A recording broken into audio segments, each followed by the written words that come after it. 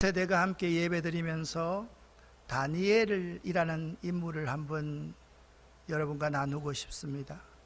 다니엘이란 인물, 다니엘은요, 태어났을 때 아버지가 이 아이는 하나님은 나의 심판자이다 라는 의미로 이름을 지어 주었습니다. 성경에서 다니엘은 유다 지파에 속한 자라는 사실 외에 그 부모와 배경에 대해서는 언급되지 않았지만, 중요한 것은 다니엘서 1장 3절 말씀을 보면 다니엘은 확실히 왕족과 귀족 출신이었다라는 점만은 틀림이 없습니다. 다니엘은 높은 신분이었지만 그의 부모님께서 다니엘을 태어나게 하시고 다니엘의 이름을 지을 때 이런 생각을 가지고 다니엘의 이름을 정했습니다. 다니엘아, 내가 다니엘이라고 너 이름을 지은 이유는 하나님이 항상 너를 지켜보고 계신단다. 하나님이 항상 너를 지켜보고 계신데 그 지켜보시고 계시는 하나님만이 너를 판단할 수 있고 너의 심판자가 될 수 있어. 앞으로 너는 하나님만 바라보고 살아야 된다. 그런 의미로 다니엘이라는 이름을 지어 주셨습니다. 다니엘은 소년 시절에 바벨론의 세계 최강대국 바벨론의 느부갓네살 왕에 의하여 예루살렘에서 바벨론으로 포로로 잡혀갔습니다. 포로라고 하니까 좀 고상한 말이지만 노예로 끌려갔다라고 말하는 것이 옳을 것입니다. 그런데 다니엘이 이 포로 생활 중에 다니엘서 9장과 10장 말씀을 보면 3번씩이나 다니엘에 대해서 다니엘서 저자가 이렇게 표현을 하고 있습니다. 너는 크게 은총을 입은 자라. 큰 은총을 입은 다니엘아, 큰 은총을 받은 사람이여 라고 그렇게 다니엘에 대해서 묘사하고 있는데요, 은총을 입은 자라는 히브리어의 뜻은 아름다운 자, 보배로운 자라는 뜻입니다. 그러니까 다니엘은 어릴 때부터 하나님 보시기에 다니엘의 믿음이 귀한 보배같이 아름답게 여겨졌음을 말하고 있습니다. 저는 우리 어린이들과 우리 청소년 교회 그리고 우리 청년 교회 여러분 한 분 한 분들이 하나님이 여러분의 믿음을 보실 때 참 귀한 보배 같아, 하나님이 여러분의 믿음을 보실 때 참 아름답다라고 여길 수 있기를 예수 이름으로 간절히 축원합니다. 그런데 다니엘이 포로로 잡혀가서 뛰어난 어린 아이였기 때문에 왕에게 발탁되어서 최고의 학문을 배울 수 있는 기회를 얻었습니다. 다른 사람 같으면 다니엘이 노예로 끌려갔기 때문에 낙담하고 좌절해 있었겠지만 다니엘은 그 어려운 순간을 기회로 삼아서 기회로 얻어갔던 사람이었습니다. 이 그림은 그리스의 고대 한 거리에 특이한 모양의 동상으로 세워져 있던 그림입니다. 이 그림을 잘 보면요, 앞머리에만 머리털이 무성하고 발에는 날개가 달려 있으며 손에는요 칼을 들고 있는 그러한 모습, 그리고 저울을 가지고 있는 모습이 묘사되어져 있습니다. 동상 아래에 이런 글이 쓰여져 있습니다. 그대의 앞머리가 무성한 이유는 사람들이 쉽게 알아보지 못하도록, 그대의 뒷머리가 대머리인 이유는 내가 지나가면 사람들이 붙잡지 못하도록, 그대의 발에 날개가 달린 이유는 최대한 빨리 사라지기 위해서, 그대가 칼과 저울을 들고 있는 이유는 칼처럼 단호하게, 저울처럼 정확하게 판단하라고. 그러면서 묻습니다. 그대의 이름이 무엇인가? 라고 물었을 때 내 이름은 기회라오 라고 적혀 있습니다. 사실 좋은 기회를 분별하는 것은 어렵습니다. 그래서 수많은 사람들이 기회를 놓치고 나서 후회합니다. 특히 위기의 순간을 맞이할 때 그 위기의 순간이 다니엘처럼 기회라고 여기는 사람들이 그리 많지 않습니다.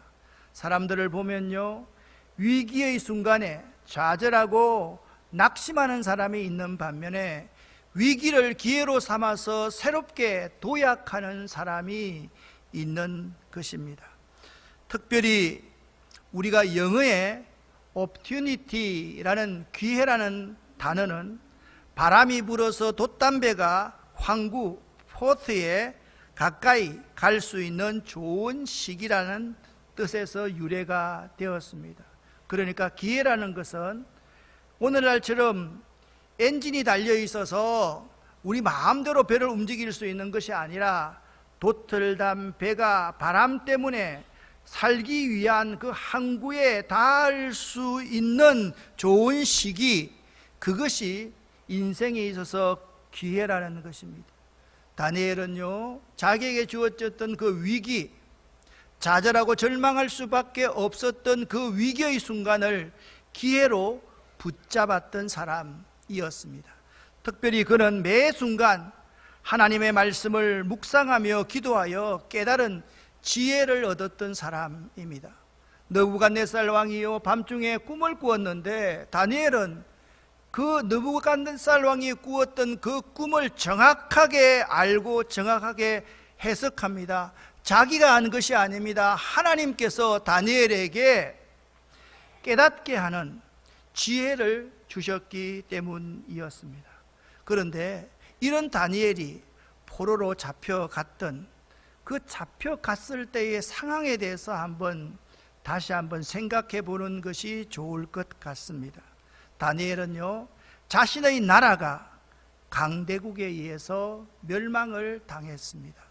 여러분, 강대국에 의해서 나라가 없어지면요, 강한 사람들은 강대국의 사람들이 모두 다 죽여버립니다. 약한 사람들, 여인들, 어린아이들, 그런 사람들은 철저하게 그들의 인권을 짓밟고 그들을 마음껏 유리해버립니다.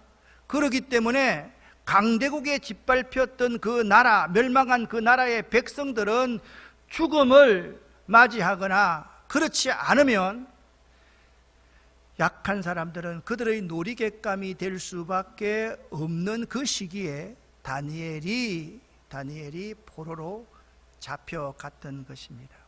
그리고 자신은 강대국의 노예가 되었습니다. 여러분, 노예 쉬운 말이지 그렇지 않습니다. 제가 나이가 얼마 안 됐지만 제 어릴 때 멀리서 조금 남아있었던 사람들이 있습니다. 아직까지 어느 집에 하인, 종으로 살던 사람들이 있었습니다. 그런 사람들을 생각해보면 그 사람들은 자기 의지로 살아가는 사람이 아니기 때문에 항상 창의적인 일을 시키면 그 창의적인 일을 해낼 수 없는 사람들이었습니다. 항상 주인 생각하고 항상 윗사람을 생각한 사람이었습니다. 노예는, 포로는 그 정도 위치에 있는 사람이 아닙니다. 자신의 생사 여탈권을 다 그 나라의 주권자에게 다 맡겨놓고 그 나라의 주권자가 자기를 죽일 수도 있고 살릴 수도 있는 그런 위치에 가 있는 사람이 다니엘이라는 어린 아이였습니다. 그런데 더 중요한 것은 침략한 초강대국 바벨론은 이스라엘의 파멸적인 동화 정책을 실시합니다. 여러분, 강대국이요, 약한 나라를 이제 점령하지 않습니까? 없애버리지 않습니까? 그것은 주로 무력으로 그럽니다. 돈으로 그럽니다. 그래서 강대국이기 때문에 작은 나라를 다 먹어치울 수가 있습니다. 그런데 외형적으로는 다 먹어치울 수 있지만 항상 그 당하는 나라에서는 민족혼, 민족정신, 그 민족의 정신적인 지주 같은 지도자 같은 사람들이 있기 때문에 무력으로 돈으로서 그 나라를 삼켜 먹는 것보다 더 중요한 것이 그 나라의 민족혼, 민족정신, 민족의 지도자들을 말살하지 않으면 안 됩니다. 그것이 바로 동화 정책입니다. 그 나라에 다시 한번 반항할 수 있는 그러한 씨앗들을 다 없애버리는 것이 동화 정책이었습니다. 첫 번째로 바벨론은요, 교육을 통해서 이스라엘을 완전히 자기에게 종속시키려 했습니다. 우리나라의 예를 들어서 한번 그림으로 보여드리겠습니다. 한번 보십시오. 한국인의 정체성에 대해서 끊임없이 키우기 위해서 나라에서는 노력을 합니다. 그리고 뿌리 교육, 역사 교육이 매우 중요합니다. 우리 민족의 역사를 체계적으로 잘 아는 것은 너무나도 소중한 우리 민족혼, 민족 정신들을 바로 고양할 수 있고 지킬 수 있는 비결이기 때문에 그렇습니다.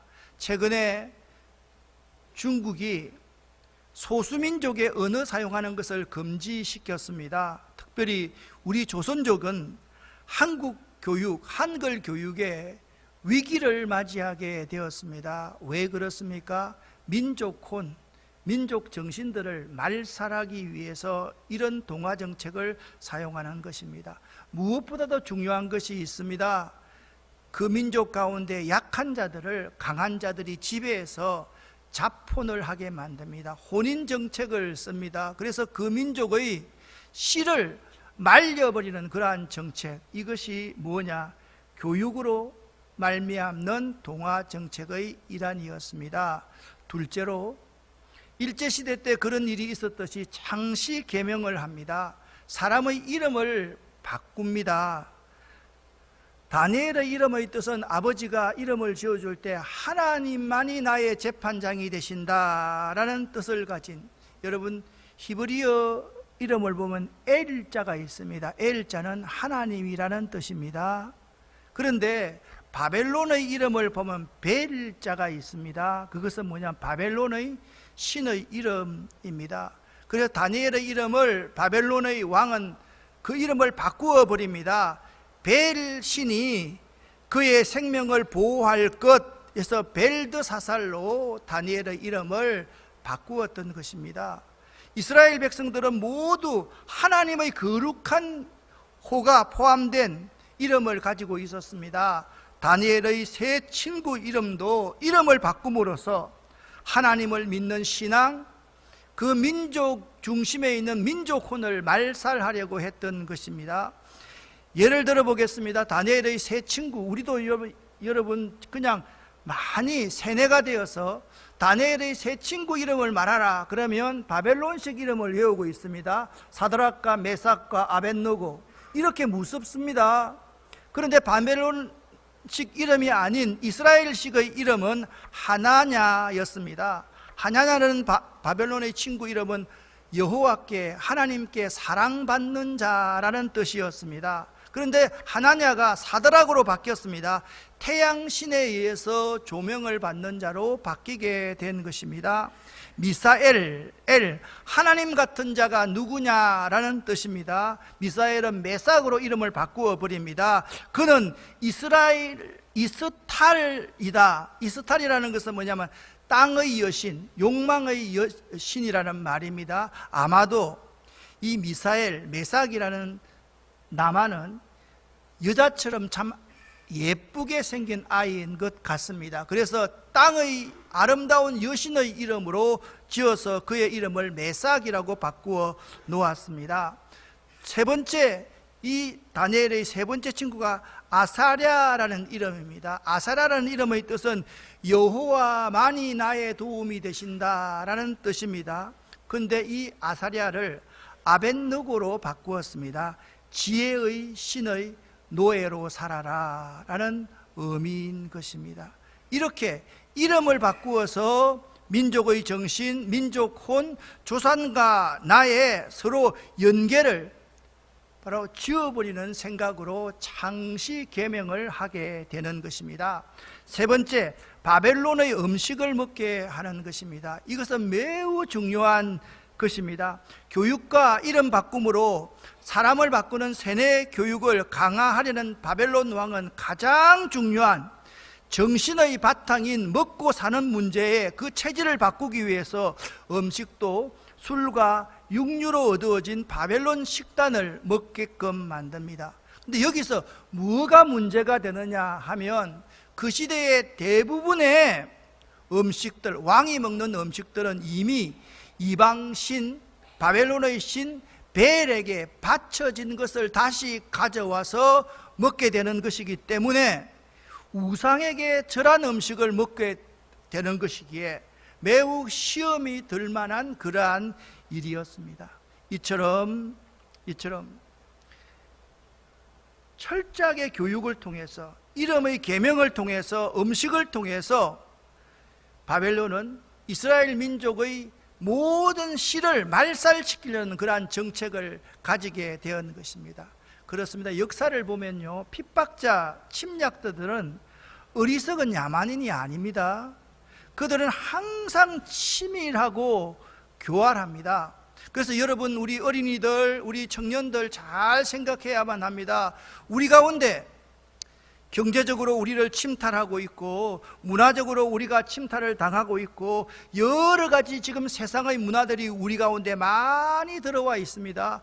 교육을 통해서, 또한 어떠한 신의 이름으로서 어떤 문화 행사를 통해서 우리 가운데 이방적인 요소들이 너무 많이 들어있는데, 그러한 것을 필터링, 거르지 않고 그냥 무분별하게 받아들이자 보면 여러분 가운데 있는 민족혼, 민족 정신, 신앙의 정체성들을 다 잃어버리게 된다는 사실을 우리 젊은이들, 우리 어린이들, 우리들은 잊어버리지 말아야만 하는 것입니다.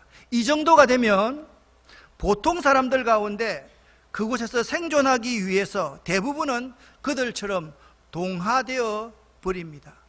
또 어떤 사람들은 매우 상처를 많이 받고 자기를 비관하여서 타락한 자가 되거나 폭력적인 반국가단체를 만들어서 칼로서 바벨론에 항거하기 위해서 테러단체를 만드는 그러한 사람들도 있습니다.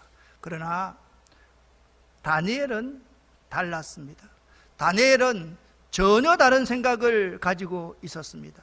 오늘 1장 8절 말씀을 보니까 다니엘이 뜻을 정하였다. 왕의 진미와 그의 마시는 포도주로 자기를 더럽히지 아니하리라고, 자기를 더럽히지 아니하리라고 그렇게 뜻을 정했던 것을 알 수가 있습니다. 다니엘은 바로 그 바벨론 땅에서 이러한 동화 정책을 통해서 철저하게 자기 민족의 여호와에 대한, 신에 대한 믿음을 말살하려고 했던 그들의 정책에 대해서 자기 마음을 정했던 시기가 포로의 초창기의 시기였다라는 것입니다. 이 그림은 다니엘이 뜻을 정하고 있는, 마음을 정하고 있는 그림입니다. 다시 한번 말씀을 드리면 다니엘은 그 위기의 순간에 뜻을 정하였어, 마음을 정하였어. 내가 어떻게 내 삶을 살아가리라, 내가 이 민족 가운데 어떻게 하나님을 섬기면서 살아가리라 뜻을 정하는 시기로 만들었던 것입니다. 우리 젊은이들, 우리 어린이들도 마찬가지입니다. 지금의 이 시기에 여러분들이 어떤 것을 얼마나 많이 배우느냐, 지식의 양을 이만큼 많이 누리는 것이 중요한 것이 아니라 마음을 정하는 것, 뜻을 정하는 것이 매우 중요하다는 사실을 알아야만 할 것입니다. 인생의 크고 작음은 나의 한순간의 뜻 정함, 결정에 의해서 좌우됩니다. 지금 어떤 결정을 하느냐에 따라서 그의 미래가 결정된다라는 말씀입니다. 자동차는 핸들로, 비행기는 조정관으로, 배는 키로 방향이 결정됩니다. 여러분 젊은이들 잘 생각해 보십시오. 지금 뜻을 정하지 않으면 여러분의 배우자를 맞이할 때 그냥 예수 안 믿으면 어때? 그 사람 설득시키고 이해시켜서 함께 믿으면 되지. 여러분 한번 살아보십시오. 나도 나를 이해시키고 설득시키지 못하는데 상대를 이해시키고 설득시켜서 나와 같은 똑같은 신앙이도로 만든다는 것은 불가능하다는 사실을 알게 될 것입니다. 그래서 결혼에 대해서도 마음을 바로 정할 수가 있어야만 합니다. 직업에 대해서도 마찬가지입니다. 우리 믿음의 경우도 마찬가지입니다. 모두가 한순간, 어느 중요한 순간에 내가 뜻을 정하고 마음을 정하는 것에 따라서 내 인생이 완전히 달라질 수 있다는 사실을 꼭 명심할 수 있어야만 할 것입니다. 사랑하는 성도 여러분, 인생의 방향인 자신의 운명은 내가 하나님 앞에서 내 믿음을 지키려, 내 믿음을 유지하려는 나의 의지, 나의 마음 정함으로 결정된다는 사실을 꼭 기억할 수 있기를 바랍니다. 우리가 얼마 있으면 6월 10일부터 6월 21일까지 중앙아시아 키르기스탄으로 여행을 갑니다. 여행의 목적지는 떠날 때에 이미 결정이 됩니다. 인생의 운명도 그렇게 살기로 선택할 때 이미 결정되어지는 것입니다. 여기 이 영어가 있습니다. 데스티네이션이라는 단어입니다. 방향, 목적지입니다. 우리가 데스티네이션을 바로 하면 이미 내 운명은 결정되어져 있다는 사실을 알아야만 합니다. 내가 분명한 방향성을 가지고 있지 않기 때문에 내 운명이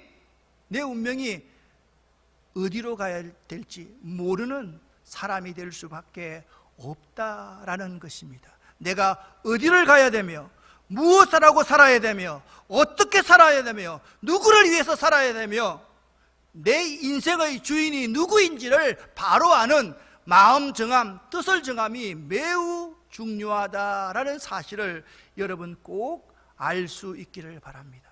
다니엘은요, 첫 번째, 내가 어떻게 살아야 할지에 대해서 먼저 뜻을 정했습니다. 마음을 정했습니다. 여러분들도 오늘 이 시간, 이 시기에 여러분의 마음을 확고하게 정할 수 있기를 예수 이름으로 간절히 축원합니다. 여러분의 데스티네이션, 여러분의 방향, 여러분의 목적지가 어딘지를 분명히 알아야만 합니다. 누가복음을 보면 예수님께서 말씀하십니다. 예수님은 항상 예루살렘을 향하여 가셨다라고 말씀하고 있습니다. 예루살렘이 그의 목적지였습니다. 예루살렘에 가서 무엇을 하시려고 하셨습니까? 영광을 취하기 위해서 갔습니까? 왕궁에 가기 위해서 갔습니까? 예루살렘에 가서 재판받고 십자가에 매달려서 온 인류를 위한 대속의 죽음을 죽으시기 위해서 예수님께서는 예루살렘으로 향했다는 사실을 기억할 수 있기를 바랍니다. 여기 뜻을 정하다라는 히브리어는 원어상으로 마음을 결정하다라는 의미입니다.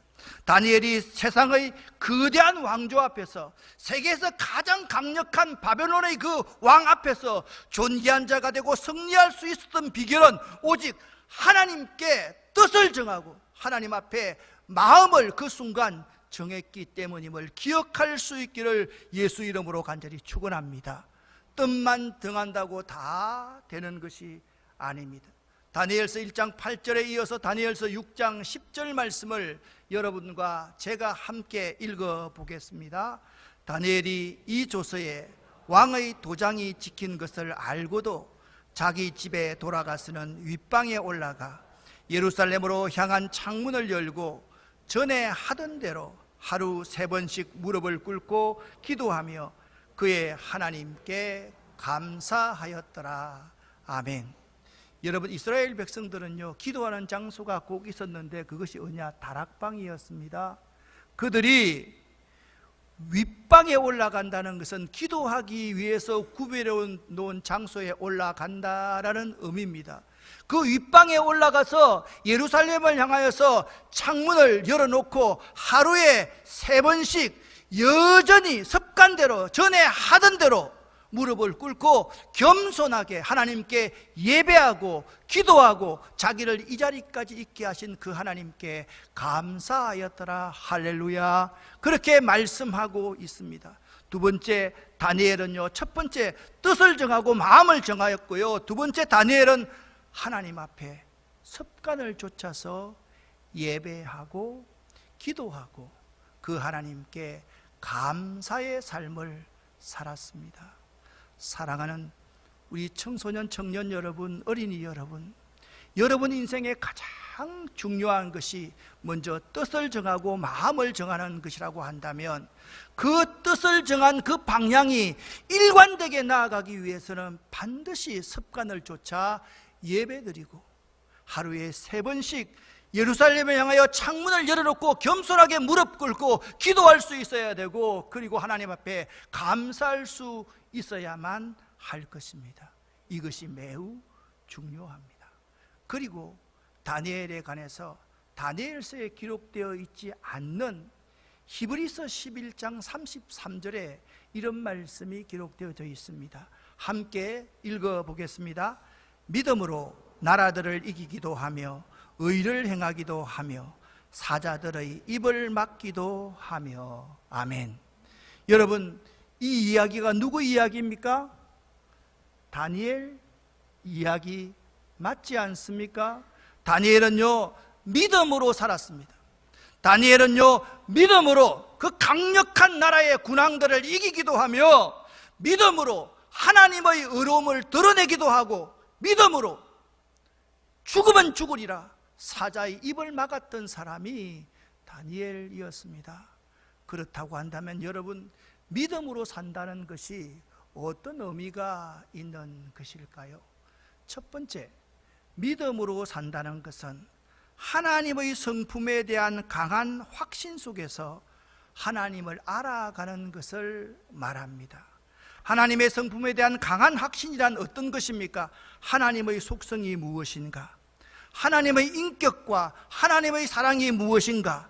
하나님의 말씀의 소중함에 대한 확신을 가지고 하나님을 점점 더 알아가는 것을 의미하는 것입니다. 하나님을 잘 알아야만 합니다. 하나님이 어떤 속성을 가지고 있는지, 하나님이 어떤 인격을 가지고 계시는 분인지, 하나님의 사랑이 어떠한지, 하나님의 말씀이 나에게 얼마나 소중한지, 그것에 대해서 바로 알고 하나님을 알아가는 것이 믿음으로 살아가는 첫 번째입니다. 또한 믿음으로 산다는 것은 정답을 찾는 게 목적이 아닙니다. 정답을 찾아가는 게 믿음으로 사는 것입니다. 우리 인생에 있어서 정답은 없습니다. 하나님께만 정답이 있습니다. 그런데 하나님께 나아가는 방법이 각자가 성품에 따라서 자라는 환경에 따라서 다 다릅니다.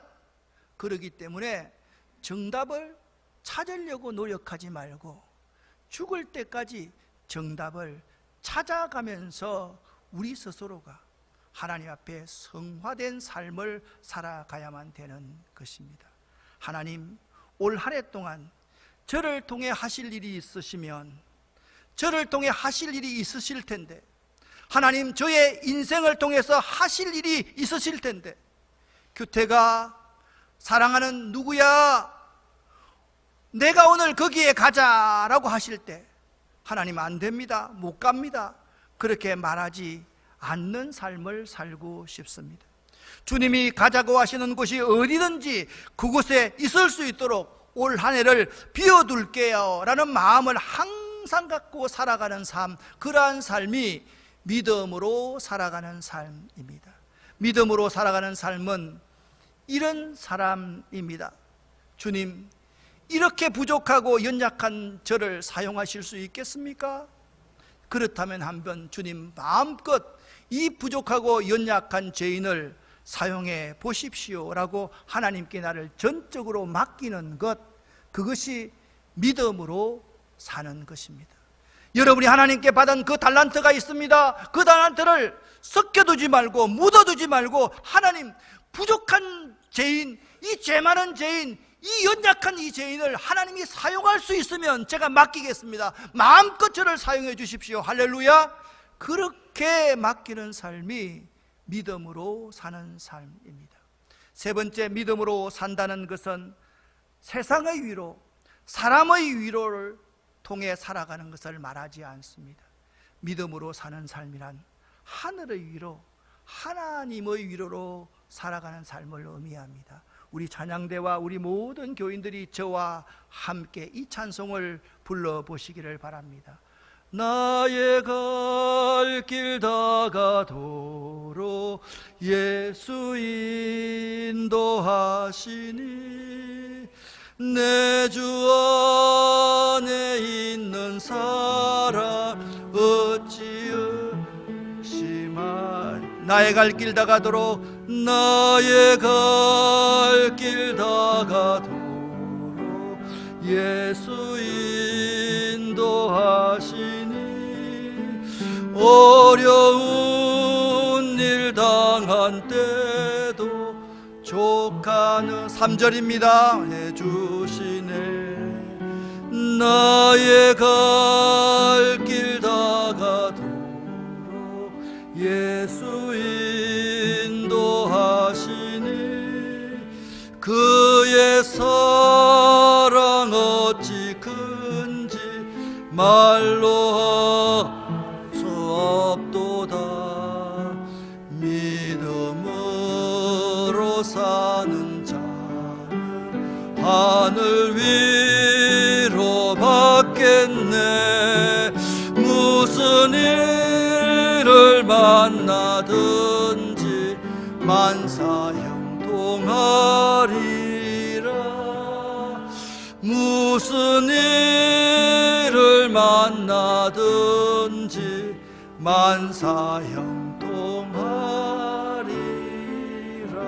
만사형통하리라. 아멘. 믿음으로 산다는 것은 사람을 바라보지 않고 하늘의 위로를 받고 사는 삶을 살겠다. 그것이 믿음으로 산다는 의미입니다. 마지막 한 가지입니다. 믿음으로 산다는 것은 하나님의 말씀에 귀를 기울인다는 것을 의미합니다. 하나님의 말씀에 귀를 기울여야 합니다. 또한 믿음으로 산다는 것은 나 스스로는 내 문제를 스스로 해결할 수 없지만 하나님이 꼭 해결해 주실 것을 확신하는 것, 그것이 믿음으로 사는 것입니다. 사랑하는 아름다운 교회 성도 여러분, 사랑하는 우리 청년교회 형제 자매 여러분, 사랑하는 어린이 교회 어린이 여러분, 다니엘처럼 살아갈 수 있는 여러분 될 수 있기를 예수 이름으로 간절히 축원합니다. 사랑하는 여러분, 뜻을 정하십시오. 뜻을 정하고 나서 다니엘처럼 습관을 쫓아서 하나님께 예배드리고 하루에 3번씩 온전하게 예루살렘을 향한 창문을 열어놓고 무릎을 꿇고 하나님께 기도하고 그리고 하나님께 감사하는 여러분이 될 수 있어야만 할 것입니다. 다니엘처럼 믿음으로 살아갈 수 있어야만 할 것입니다. 믿음으로 산다는 것이 무엇이라고 말씀을 드렸습니까? 믿음으로 산다는 것은 이런 것입니다. 하나님의 성품을 알아가는 것입니다. 하나님을 알아가기 위해서 자기의 모든 것을 쏟아붓는 삶을 사는 것을 말합니다. 믿음으로 사는 것은 하나님, 이 부족하고 연약한 죄인을 사용해 주실 수 있겠습니까? 그렇다면 내 모든 것을 하나님께 다 맡기겠습니다 라고 하나님께 전적으로 의탁하고 맡기는 삶이 믿음으로 사는 것입니다. 믿음으로 산다는 것은 하늘 위로 하나님의 위로만을 바라고 사는 삶을 의미합니다. 믿음으로 산다는 것은 말씀에 귀를 기울이고 나는 할 수 없지만 하나님이 반드시 이루어 주실 것을 믿고 사는 삶입니다. 꼭 다니엘처럼 살아가실 수 있기를 예수 이름으로 간절히 축원합니다. 기도하겠습니다. 살아계신 하나님 아버지여, 다니엘처럼 뜻을 정하고 습관을 쫓아 하나님께 예배하고 기도하며 감사하는 삶을 살며 믿음으로 살 수 있도록 도와주시옵소서. 예수 그리스도 이름으로 축복하옵고 감사드리며 간절히 기도드렸습니다. 아멘.